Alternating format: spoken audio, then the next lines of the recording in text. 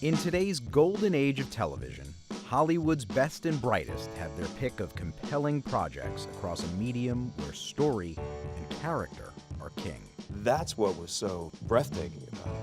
Over the next hour, Variety Studio invites you to listen in on intimate conversations between today's top acting talent. And I always feel a bit intimidated. With Thandie Newton and Oprah Winfrey, Kevin Bacon and John Lithgow, Sarah Jessica Parker and Michelle Pfeiffer, Frida Pinto and Milo Ventimiglia, and Lauren Graham and Constance Zimmer.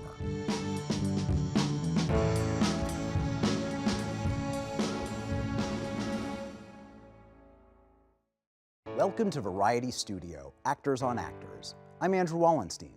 In this episode, we'll feature some of the most buzzed-about television performers this season.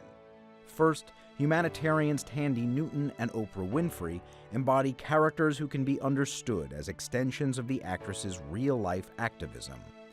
Then, veteran actors and Footloose co-stars Kevin Bacon and John Lithgow represent casting coups for new series that flip the script on traditional gender roles. Sarah Jessica Parker and Michelle Pfeiffer play new versions of their most iconic roles. Then Frida Pinto and Milo Ventimiglia flash back to the recent past in period dramas. And finally, two small-screen leading ladies who have a way with words, Lauren Graham and Constance Zimmer. 20 years ago, our first pair played mother and daughter in director Jonathan Demme's film adaptation of Toni Morrison's celebrated novel, Beloved. Now, human rights advocates Thandie Newton and Oprah Winfrey play women for whom a quest for personal redemption becomes a fight for justice.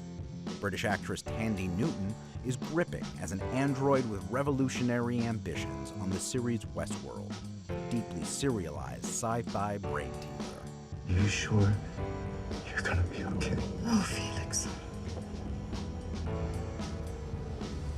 You really do make a terrible human being. In the small-screen adaptation of the non-fiction book The Immortal Life of Henrietta Lacks, powerhouse Oprah Winfrey produces and stars as a woman who seeks the truth about her mother's medical history in the 1950s. She uncovers ethical issues related to race and class in the field of medical research. Well, you better get yourself ready, girl, because you have no idea what you're getting yourself into. I always feel like every time I see you, like it is a reunion of my baby girl. I feel that way about you and Kimberly. And the yes. fact that it's been 2 decades since you birthed us in Beloved, it feels like. Yes. That's a bit graphic. Yes. But since those days, 2 decades. But It it's a doesn't real feel testament. that long, though, does it? It's a testament to how much we all bonded. Yes. Oh, This is darling. it. This is it. To see you on Westworld, having risen to this. Didn't that come from nowhere? I want to know. First of all, it took me like I needed to be coded to figure out what was happening, and You hung in there. I hung in there. But this is the thing. I kept thinking when you got the script for Westworld. The very first script. Was the first script a pilot? Yeah. Yeah. It that wasn't we really saw- about the script, you know. It was about human trust. Did somebody explain to you ahead of time what was happening? Yeah, it was. Okay. Well, first of all, Jonah Nolan is one of the masterminds behind Chris Nolan's movies, Inception, Memento, and I love all of that, sort of the mental gymnastics that go on behind that. He's basically a super geek when it comes to anything futuristic. And he was doing this show with his wife. Both, I mean, he's the most evolved feminist I know. To hear a man who is a true supporter of the empowerment of women, it just feels like you could just go to sleep and everything's going to be fine. Yes, it feels feels great to your soul. Yeah, yes. and so they, of course, they were more nervous about talking to me than I was to them, because all I'd heard was that Madam of a Saloon, Madam of a Saloon. number one, Yes. numero uno, Yeah. a lot of nudity.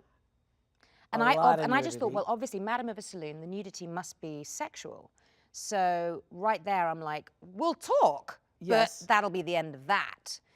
But they made me see, and I think anyone who's seen the show, you realize, is that in order to truly understand the subjugation, the oppression, the dehumanization of these robots, they had to be naked. And I Interesting. did feel like that about Westworld, that I felt that the setup, the premise that these robots are a metaphor for the oppressed of mankind.